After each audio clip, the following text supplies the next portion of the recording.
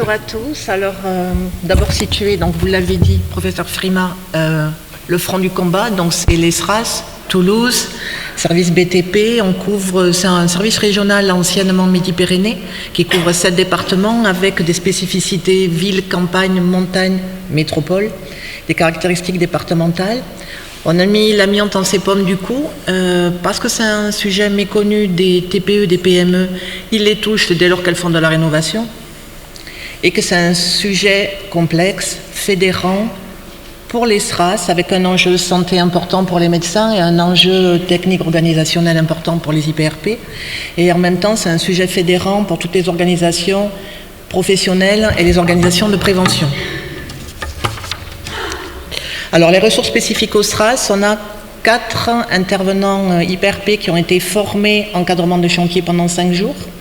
Par ailleurs, 18 médecins et l'ensemble des autres IPRP, on a eu une formation de 2 jours et demi sur l'amiante qui est un premier réveil, je dirais, à la formation du risque amiante. Et parallèlement à ça, c'est une connaissance du coup partagée et on peut mieux déléguer, savoir où on en est et échanger entre nous. Également, on a des équipements spécifiques de démonstration que l'on utilise lors des réunions de sensibilisation pour que les salariés s'approprient le matériel. C'est aussi une façon pour nous de se montrer un interlocuteur valable.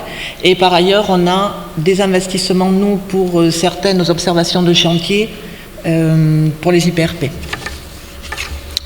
Alors, la place du SRAS, donc, au sein du CEPOM, puisque, effectivement, pour se donner tous les moyens, on a inscrit l'amiante dans notre CEPOM. On a choisi sous section 3, charpente, pour débuter. Alors, le CEPOM nous permet de nous structurer, de fonctionner par objectif et sur tous les côtés techniques, organisationnels et humains. Et en même temps de légitimer notre place au sein des entreprises, des réseaux professionnels et des réseaux de prévention, avec le but aussi de coordonner nos actions en interne et avec l'extérieur.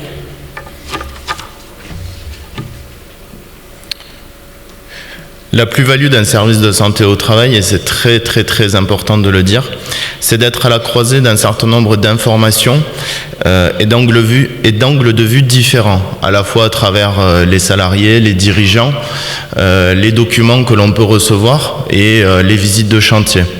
Vous voyez ci-dessus que 3 bulles, donc on agit à partir de ces 3 bulles, le prescrit, le réel et le vécu des salariés.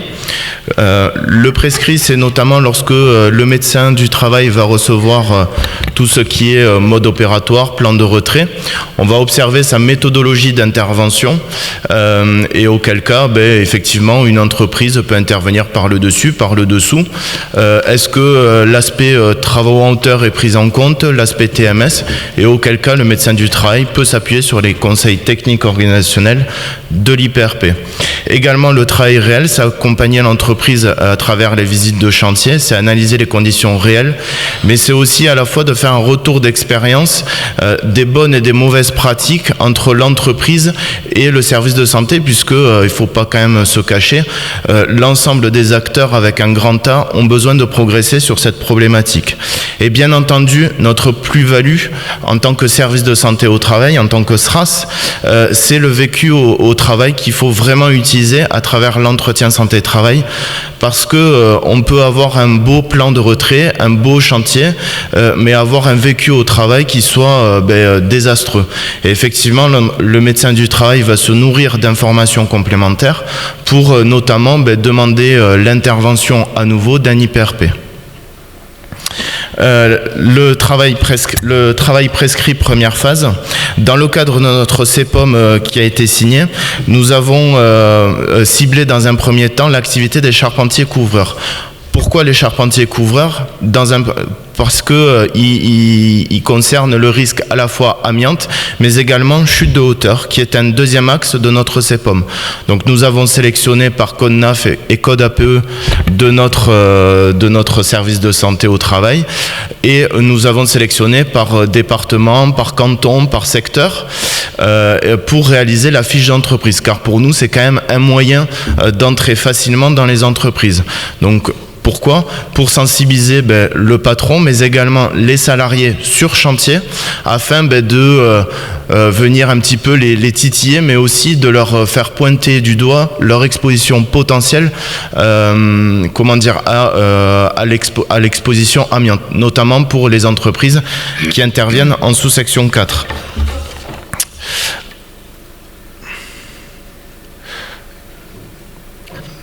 Le travail réel, donc première phase.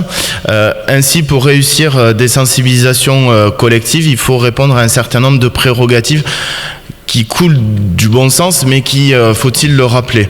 Tout d'abord, si on veut réussir des sensibilisations collectives, il faut rencontrer les entreprises, il faut les inciter, il faut les motiver. Donc du coup, à travers la fiche d'entreprise, on essaie d'impliquer chacun. Effectivement, on fait aussi une planification des réunions collectives plusieurs mois à l'avance, puisque lorsqu'on va restituer la fiche d'entreprise, on indique le lieu, la date aux dirigeants pour une nouvelle fois le motiver à venir. Par contre, ça implique aussi un travail qui est très chronophage pour l'équipe pluridisciplinaire, pour l'équipe, puisque organiser des sensibilisations collectives, ça demande de faire du phoning, du mailing, des relances qui sont parfois très coûteux en temps, mais qui sont essentiels si on veut arriver à motiver tout le monde. Pour les entreprises, il s'agit d'avoir des réunions locales afin de créer une dynamique qui soit commune, notamment pour essayer de réunir les entreprises de même activité, charpentier couvreur, plombier chauffagiste, etc.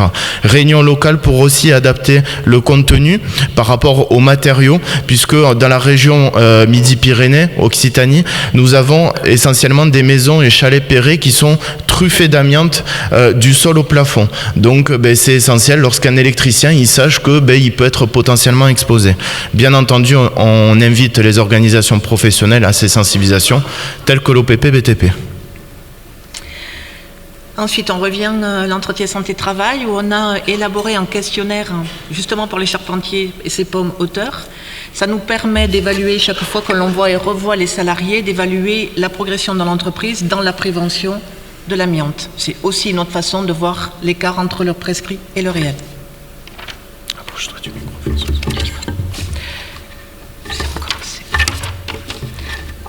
Voilà, merci. Ensuite, on rentre donc dans la formalisation écrite des entreprises et des SRAS. Ce qui est important à la suite des réunions, c'est que les entreprises se forment, qu'elles rédigent des documents et qu'elles les envoient.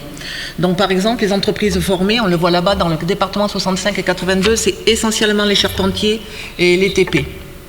Par ailleurs, les avis donnés, les avis que l'on donne par équipe pluridisciplinaire, l'on voit par exemple sur les charpentiers typiquement, mais c'est pas tellement sur l'amiante parce qu'en fait ils se débrouillent bien, mais c'est sur les risques de chute de hauteur et des abords de zone.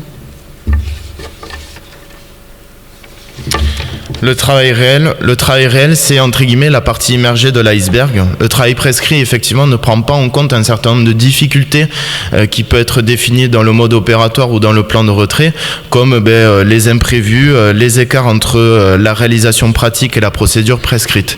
On a aussi besoin d'évoluer au niveau de notre document actuel, mais celui-ci prend en compte nos interventions dans des zones autorisées, ce qui permet notamment de se rendre compte de certains aspects, notamment pour les entreprises qui interviennent en sous-section 3, lors du retrait des plaques, on peut quand même visualiser, effectivement, s'ils interviennent par le dessus, de voir la protection périphérique, de voir les équipements de protection collective, mais également les chemins d'accès, ou encore la coactivité. Oui, par exemple, j'ai vu un chantier ils enlevaient la toiture, et là, ça cotait juste de façon attenante. Ils avaient enlevé le faux plafond, et dessous, il y avait les électriciens qui travaillaient à ciel ouvert d'amiante. Bon. Ensuite, toujours en entretien santé-travail, intégré à notre logiciel, on a un questionnaire qui collecte des informations. Les salariés formés à l'amiante savent très bien la bonne application des règles et nous savent très bien nous dire quand il y a des écarts. Les salariés qui n'ont pas été formés savent très bien nous dire sur les chantiers des 2 ans qu'ils ont fait si effectivement il y a eu de l'amiante ou pas. Donc du coup, nous, ça nous permet toujours d'affiner l'écart entre le prescrit, le réel et le vécu du travail pour améliorer la gestion de ce risque, la prévention et les conditions de travail. Le suivi de notre activité, et c'est quelque chose qui est de plus en plus important, le suivi de nos indicateurs. Donc dans le cadre de notre CEPOM, nous avons défini 2 types d'indicateurs, qualitatifs et quantitatifs. Quantitatif, ça permet de mesurer un petit peu le travail de l'équipe pluridisciplinaire, le travail des équipes SRAS, notamment en essayant de définir un nombre de réunions de sensibilisation réalisées, et des indicateurs qualitatifs qui permettent de mesurer un petit peu le niveau d'implication de l'entreprise, c'est-à-dire une fois qu'on a réalisé la sensibilisation, voir un petit peu si l'entreprise est passée à la phase suivante, c'est-à-dire est-ce qu'elle est allée se former dans des organismes, est-ce qu'elle a investi dans du matériel, etc. Le travail en réseau, et ça c'est hyper important. Dans le cadre du plan régional santé-travail numéro 3, un item concerne l'amiante. Je rappelle que le PRST 3 comprend des réunions avec la Directe, CARSAT, OPPBTP, mais également la MSA, qui permet en fait un travail commun de chacun avec des niveaux différents. Voilà, la Directe n'intervient pas de la même manière que les services de santé au travail, mais des travaux qui sont complémentaires. À l'heure actuelle, donc le PRST 3, par l'intermédiaire de la Directe Occitanie, intervient auprès des maîtrises d'œuvre et maîtrises d'ouvrage pour essayer de les sensibiliser, et qu'ils demandent des entreprises formées en sous-section 4 pour des interventions ponctuelles. Donc forcément ça demande des devis correspondants, mais également du coup ça fait monter en niveau de compétences les entreprises en sous-section 3, sous-section 4. Voilà. Un autre exemple, afin de faire monter en compétences les organismes de formation sous-section 4, on leur demande d'avoir une plateforme pédagogique, ou en tout cas on incite les entreprises à aller dans tel ou tel organisme, ce qui fait monter en compétences également, puisque les organismes sous-section 4 n'ont pas les mêmes obligations que les sous-section 3. Juste par rapport à ça, ces réunions, malgré le fait qu'on soit dans le rouge, je tenais par exemple à dire que justement grâce au CEPOM, on a eu l'exemple de la catastrophe orageuse d'août 2015 avec la destruction de hangars agricoles du côté de Toulouse, et on a pu organiser comme ça des réunions médecins IPRP, chambre de commerce, MSA, inspection du travail et agriculteurs. Donc voilà. Donc on continue le combat de tous pour que tout le monde puisse oser affronter ce risque qui a en même temps un enjeu très important de santé, mais un coût pour les entreprises. Alors je ne vous cacherai pas que c'est un travail qui est difficile. Alors il n'est pas ingrat parce que c'est en cours d'évolution, mais ça avance lentement. Il faut organiser les réunions collectives, c'est très chronophage. Il faut savoir convaincre, il faut être sur le terrain, il ne faut pas lâcher, il faut assurer le suivi. En plus de toutes nos activités, il faut également faire évoluer notre DU par rapport à cela, parce que par exemple sur des chantiers on peut avoir des expositions accidentelles, et donc du coup on a peut-être besoin d'autres matériels, éventuellement aspirateurs, etc. Il faut continuer d'échanger avec les organismes, et nous sommes en train donc de commencer la sous-section 4. Voilà, le combat continue.